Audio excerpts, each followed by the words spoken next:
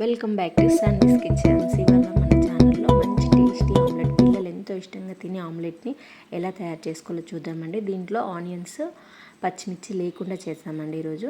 దానికి కావాల్సింది గిన్నెలో కొంచెం కారం, ఉప్పు, ధనియాల పొడి, గరం మసాలా వేసుకోవాలి. ఒక 2 రెమ్మల కరివేపాకుని తీసుకొని చిన్న చిన్నగా కట్ చేసుకొని వేసుకుందామండి.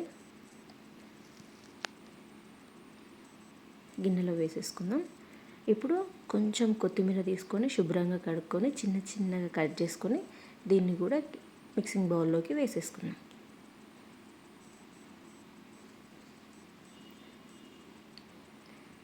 ఇప్పుడు ఒక 2 ఎగ్స్ తీసుకొని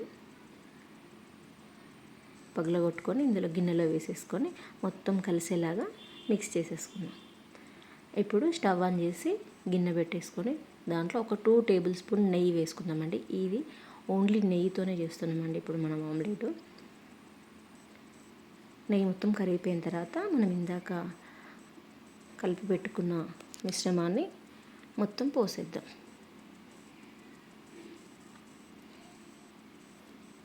కొంచెం వేడైన తర్వాత దగ్గరికి ఇలా ముద్దలాగా అవుతూ ఉండాలి.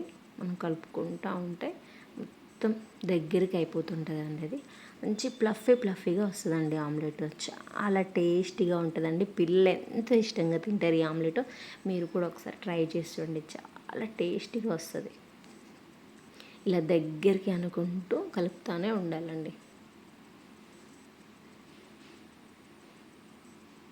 మొత్తం 2 పక్కల కాల్చేసుకున్న తర్వాత ఇలా వస్తుందండి, ఫ్లఫీగా వస్తుంది ఆమ్లెట్. ఎంతో టేస్టీ ఆమ్లెట్ రెడీ అయిపోయింది.